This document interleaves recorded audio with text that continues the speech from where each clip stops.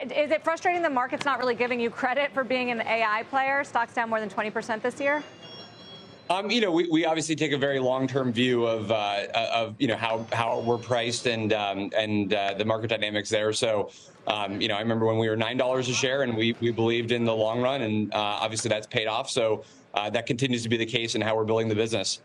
So how are you thinking about AI as a potential revenue driver on top of what you already do? Yeah, so what we announced at BoxWorks, our annual customer conference, is we're going to be rolling out Box AI to all of our Enterprise Plus customers. So that's our highest tier plan that we have that enterprises can elect to buy into. And that has some of our advanced functionality like Box Shield for data security. That has our e-signature functionality, data governance, and much more.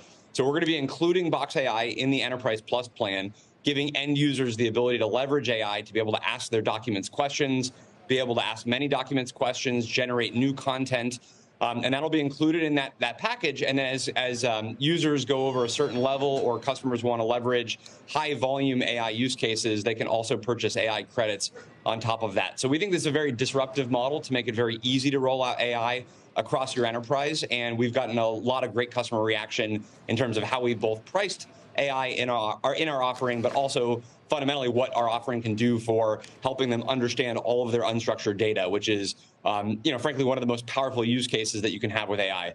So it's going to be included in your highest tier plans, I guess, on the pricing side. Are you going to be at a point soon where you can break out how much revenue is generated from generative AI? I thought it was notable that IBM, for instance, did that this quarter. They said a few $100 million across software and consulting. Yeah, I think we'll be able to call out qualitatively where we're seeing the most demand because it's in one of our highest tier bundles. Some of the allocation can be tricky with that, but I think it'll be pretty clear where we're seeing tailwinds from AI and what customers are doing with it. And so we'll be sure to obviously talk to investors and the market about that broadly. Aaron, investors in aggregate obviously captivated by AI as an opportunity, so they want to kind of look at companies that could be direct beneficiaries. At the same time, they want a lot of their companies to be really attentive to margins and kind of earn right now as opposed to invest heavily for the future, right? All the fixation on what Meta was going to be spending in CapEx next year.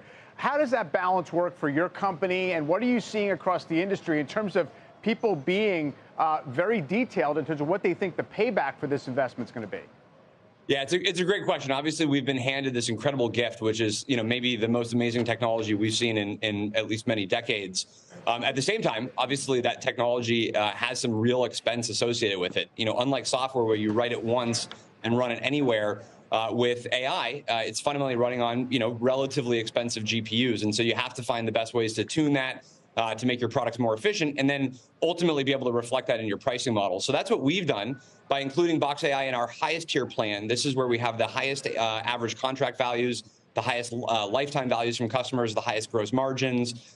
We have an ability to not have any kind of impact to our gross margin with the introduction of AI in our offering. But it is a very real issue, I think, for enterprises and for customers to try and figure out, how do we use AI responsibly in our organization from a cost standpoint to be able to have the greatest impact across our business. I think, the thing that gives us, extreme confidence in the market is ultimately when you look at the productivity gains that AI can deliver, it, instantly is, outsized relative to the cost of the GPU usage.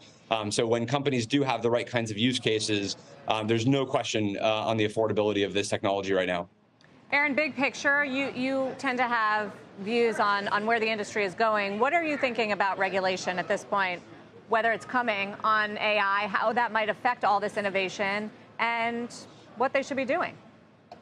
Yeah, I'm probably in like the 99th percentile optimist camp on AI. I think that AI represents a massive boon to productivity and accessing human knowledge, and whether it's students getting a tutor or asking for medical advice in an appropriate situation, I think AI is almost universally just a positive in terms of how we work in our personal lives.